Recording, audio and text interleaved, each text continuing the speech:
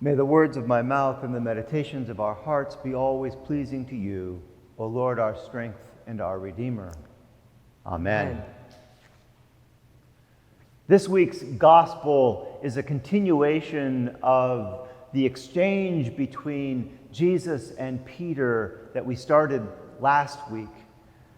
Jesus asked the disciples, "Who do you say that I am?" And Peter responded, "You are the Messiah, the Son of the living God." And in response to that, Jesus blessed Peter. He said, "Blessed are you, Simon, for flesh and blood has not revealed this to you, but my Father in heaven." And last week we talked about that Jesus was commending Peter not so much for what he said or what he knew, but how he knew it. Because Peter knew that Jesus was the Messiah because he had experienced the presence of God revealed in Jesus, the Messiah. And he had participated in the work of God that Jesus was doing. He was present for the healings. He was present for the great teaching, the challenging teachings. He was present when Jesus fed the 5,000 in the wilderness and probably sat down and enjoyed a part of that meal, that great feast himself. He witnessed and participated in Jesus walking on the water and was there to see the wind and the waves cease. So Peter knew that Jesus was the Messiah, not because someone told him or because he had been convinced, but because he had experienced and participated in the divine as Jesus revealed it. In response to what Peter said, Jesus says, "To you I will give the keys to heaven. Whatever you loose on earth will be loosed in heaven. Whatever you bind on earth will be bound in heaven." And last week, the case that I made was that the reason Jesus says this is not so much to give Peter authority over what happens on earth, but to make clear that in Peter, because of his participation in the divine as revealed by Jesus, heaven and earth have come together. That by knowing, experiencing, and participating in the sacred as revealed in Jesus, the Messiah, Peter is a part of the new creation. Heaven and earth have come together. That's where we left off last week. Peter was on top of the world, blessed by the Messiah, knowing personally the presence of God. And we, like Peter, want to be the church by knowing, experiencing, and participating in the presence and action of God ourselves. So that's where we left off last week. And then Jesus turned and he began to show his disciples that he must go to Jerusalem and undergo great suffering at the hands of the elders, chief priests and scribes, and be killed on the third day, and on the third day be raised. Now, this was understandably upsetting for Peter. On the one hand, Jesus was his friend, and the idea of him going to Jerusalem and being arrested, abused, and killed is a terrible idea. But on the other hand, and maybe even more important than that, Peter has just acknowledged Jesus as the Messiah. The whole point of Messiah is to bring salvation to Israel, to liberate Israel, and then through Israel, liberate the entire world. And how is that to happen? How can the Messiah do that if he has been killed? Once again, just like last week, we need to look at exactly what Jesus says to Peter. It's not easy. This was a tough thing for Peter to say, but we need to look at it closely to understand the lesson here. Get behind me, Satan, Jesus says. You are a stumbling block for me. You are setting your mind not on divine things, but on human things. Peter, in trying to prevent Jesus from going to Jerusalem, from being killed, has gone from being the cornerstone on which the church would be built to being a stumbling block to Jesus' ministry, because he has put his mind on human things rather than on divine things. And I want to understand this from the perspective of what we talked about last week, from the perspective that Jesus came to reveal the divine in a new way, and that he builds his church on the rock that is Peter. And all of us, when we, like Peter, experience and participate in the presence and action of God. So how do we keep our minds on divine things rather than on human things? What are these human things that took Peter from being the cornerstone to being a stumbling block? Well, Jesus is talking about going to Jerusalem. And that's, of course, the expected thing for the Messiah to do. Jerusalem, the city of David, would be exactly the right place for the Messiah to go and restore Israel. Saving Israel from the Romans would start by re-establishing the throne of David in the city of David. That's the program for the Messiah. The program is to drive out the occupiers, to drive out the Roman army, to get rid of those troublesome tax collectors and all the other terrible things that came with the Roman occupation.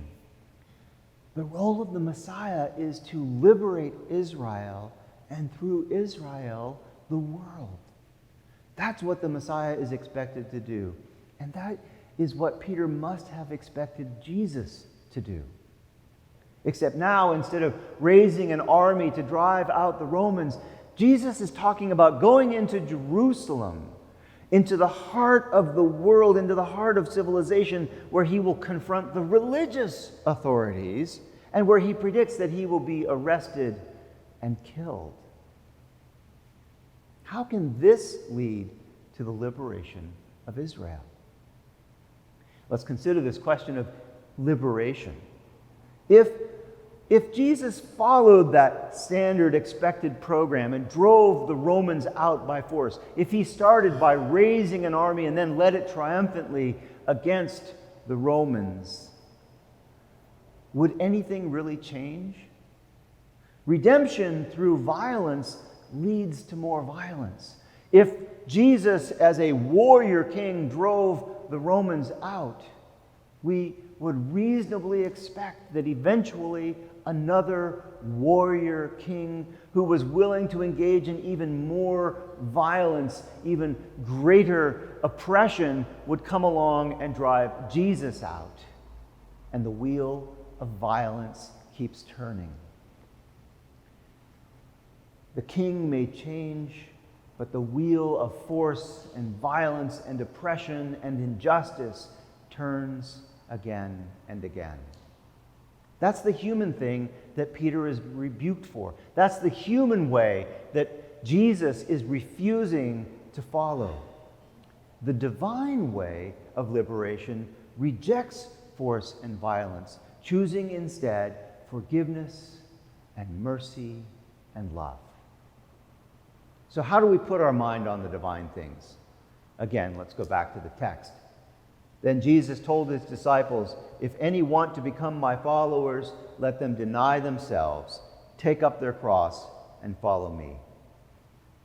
That is how we keep our mind on divine things rather than human things. That is how we live as people who know and experience and participate in the presence and action of God.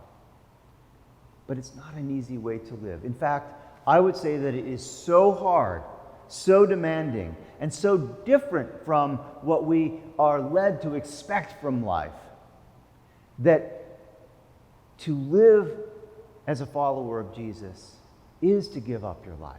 It is to give up what the world expects for us.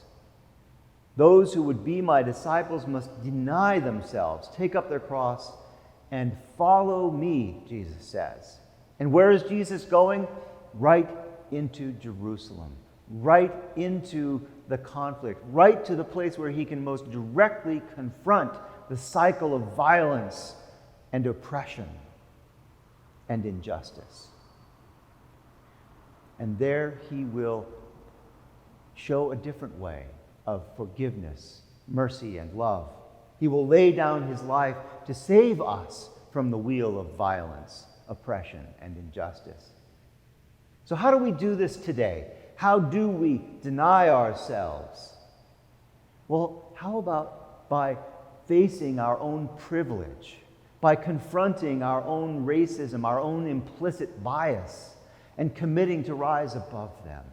How about committing to being anti-racist, committing to work for justice and equity? Today, in our world, the wheel of violence and oppression looks like racial injustice, institutionalized racism, and white supremacy. I want to make a brief aside here because I realized something very interesting this week. Our readings, the readings we use in worship run on a 3-year cycle. And so 3 years ago, we read and I preached on these very texts. And I went back this week and I looked at what I wrote, what I preached 3 years ago. And to my surprise, it was about institutionalized racism and racial violence, because that was the very time when the world, the country, had erupted in Black Lives Matter protests after the murder of Michael Brown in Ferguson. That was 3 years ago now.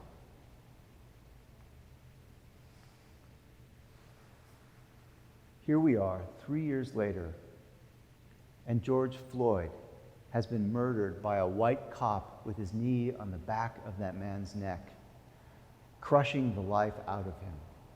This problem is not going away. We have to be a part of changing our country. Racial injustice, racial violence, institutionalized racism, all of these must end. So how do we put our mind on divine things? Well, here at St. Dunstan's, we do that by feeding the hungry. We do that by hosting tent encampments to give homeless people a safe, organized place to live. We do that by giving someone a chance rather than writing them off. We do that by welcoming the stranger, by forgiving rather than seeking revenge, by giving generously rather than holding on to all that we have. These are strange and scary times. But we have our congregation, our worship, our ministry to one another and to the world, our prayers, our fellowship. Even if that fellowship is happening mostly on Zoom calls these days, we still have our connections to one another. And eventually we will be back together, enjoying one another's company, working together to do God's work in the world, challenging each other to grow above the sins of this world, to put an end to the wheel of violence and oppression. That's what our church life is for. That's what we are about.